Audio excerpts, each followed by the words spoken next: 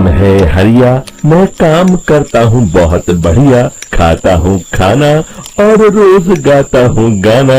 अरे यार, आज तो बहुत देर हो गई। इस खतरनाक जंगल को देखकर तो मेरे हाथ पैर ठंडे हो गए हैं। अगर मैं वक्त पर गांव नहीं पहुंचा तो मालिक बहुत नाराज हो जाएंगे। तभी हरिया को एक आवाज सुनाई देती है। सुनिए हरि जी। अरे, ये आवाज किसने दी? तभी हरिया को सामने कुछ दूर एक औरत खड़ी दिखाई देती है। अरे भाई, ये औरत अकेली इतनी रात को इस जंगल में क्या कर रही है? चलकर पूछना पड़ेगा। फिर हरिया अपनी बैलगाड़ी उस औरत के सामने लाकर रोक देता है और उससे पूछता है।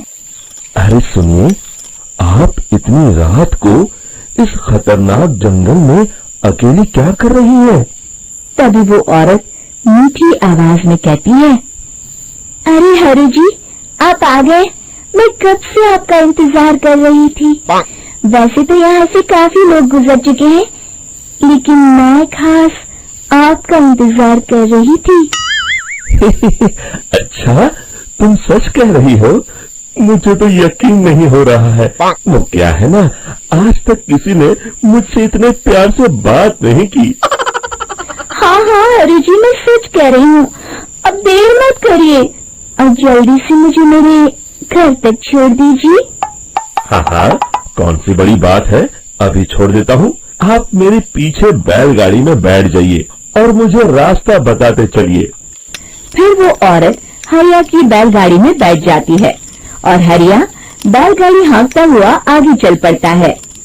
फिर उस औरत के बताए हुए रास्ते पर चलते चलते हरिया बैलगाड़ी लेकर एक काली गुफा के आगे आकर रुक जाता है। हरिया उस औरत से पूछता है, हाँ देवी जी, आपका घर कहाँ है? यहाँ तो एक गुफा के अलावा और कुछ नहीं है। तभी अचानक वो औरत हवा में उड़ने लगती है। देखते ही देखते उसका सुंदर रूप एक डरावनी चुड़ैल में बदल जाता है और वो जोर जोर से हंसती है। अरे तू तो एक नंबर का बेवकूफ निकला। तू तो बड़ी आसानी से मेरी बातों में आ गया। अरे मर गया रे, ये तो एक चुड़ैल है। हे भगवान बचा ले, ये तो बड़ी डरावनी दिखाई दे रही है। और फिर अगले ही पल हरिया की बैलगाड़ी में रखा सारा सामान हवा में उड़ता हुआ उस काली गुफा के अंदर चला जाता है और वो चुड़ैल भी उस गुफा के अंदर जाकर कहीं गायब हो जाती है। हरिया ये नजारा देख बुरी तरह घबरा और परेशान हो जाता है। अरे, ये चुड़ैल तो मेरा सारा सामान लेकर गुफा में गायब हो गई। अब क्या होगा? अगर मैं गांव खाली हाथ गया तो मालिक मेरी अच्छी खबर लेंगे। मेरी इस बात का कोई यकीन भी नहीं करेगा। फिर आखिर वही हुआ। हरिया के मालिक चंपक सेठ को हरिया की किसी भी बात पर रत्ती भर भी यकीन नहीं हुआ। चंपक सेठ को लगा हरिया झूठ बोल रहा है और उसने ही लालच में आकर सारा सामान हड़प कर लिया है। फिर हरिया को बेईमान समझकर चंपक सेठ उसे काम से निकाल देता है। अगले दिन अपनी दुकान में परेशान बैठा चंपक सेठ गुस्से में बड़बड़ाता है। अरे, दुकान में तो सामान बिल्कुल भी नहीं है। अब मुझे ही शहर जाकर सामान लाना होगा। फिर वो अपनी बैलगाड़ी लेकर शहर चला जाता है। शहर से सामान लेकर जब चंपक सेठ वापस गांव लौट रहा होता है, तभी उसे एक आवाज सुनाई देती है। चंपक जी, ओ चंपक जी। अरे, ये तो कोई मेरा नाम लेकर मुझे पुकार रहा है। फिर उस रास्ते में वही औरत खड़ी दिखाई देती है। फिर क्या था, हरिया की तरह चंपक सेठ भी उस औरत के पास अपनी बैलगाड़ी लेकर जाता है और वो भी उसकी चिकनी चुपड़ी बातों के मुंह जाल में फंस जाता है। फिर चुड़ैल उसे भी अपनी गुफा तक ले जाती है और उसका सारा सामान लेकर गुफा में गायब हो जाती है।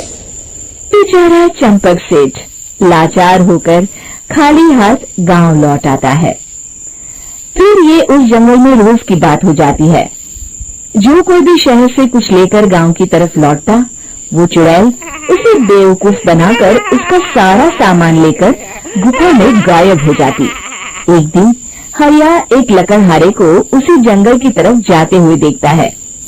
फिर हरिया उसे रोकते हुए कहता है, अरे भाई, क्यों अपनी मौत को दावत दे रहे हो? मेरी बात मानो, आगे जंगल में मत जाओ, वहाँ एक बड़ी भयानक चुड़ैल रहती है। लकड़हारा हरिया की बातों को नजरअंदाज करते हुए कहता है, अरे भाई, मुझे पहले ही बहुत देर हो चुकी है, मुझे जाने दो भाई। शाम तक लकड़ियाँ काट कर शहर के बाजार में बेचना है। तुम अपनी ये कहानी किसी फुर्सत में बैठे इंसान को सुनाओ, मैं तो चला। इतना कहकर लकड़हारा वहाँ से आगे जंगल की तरफ चला जाता है। फिर अगले दिन गांव के मुखिया के घर के बाहर बहुत सारे लोग जमा हो जाते हैं। तभी हाथ में कुल्हाड़ी लिए खड़ा लकड़हारा कहता है, अरे मुखिया जी, अब आप ही हमें बचाइए उस जंगल वाली चुड़ैल से। हमारा सारा काम तो शहर से ही होता है। अरे मुखिया जी, उस चुड़ैल की वजह से तो मैं पूरी तरह बर्बाद हो गया हूँ। हम सबको मिलकर उस चुड़ैल का कोई इलाज करना पड़ेगा। तभी भीड़ में खड़ा वीरा कहता है, आप लोग चिंता मत करिए, कल से वो चुड़ैल किसी को नहीं लूट पाएगी। मेरे पास एक बहुत अच्छी तरकीब है। तभी चंपक सेठ उसका मजाक उड़ाते हुए कहता है, अरे तेरा नाम वीरा है तो क्या हुआ? तूने अभी उस चुड़ैल को देखा नहीं है?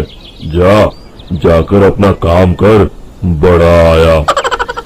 तब मुखिया जी कहते हैं, नहीं चंपक सेठ, मुझे लगता है हमें इस लड़के को एक मौका देना चाहिए।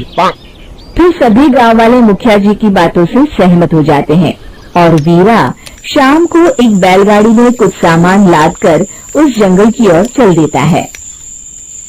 वीरा, ओ वीरा, कहाँ जा रहा है? तभी वीरा मुड़ के देखता है, वही चुड़ैल एक औरत के रूप में खड़ी है। अरे बहन जी, मैं आपको ही ढूंढ रहा था। देखिए, मैं आपके लिए क्या लाया हूँ। अरे वाह, तो खुद मेरे लिए इतना सामान लाया है। तू ही अकेला गाँव में समझदार है।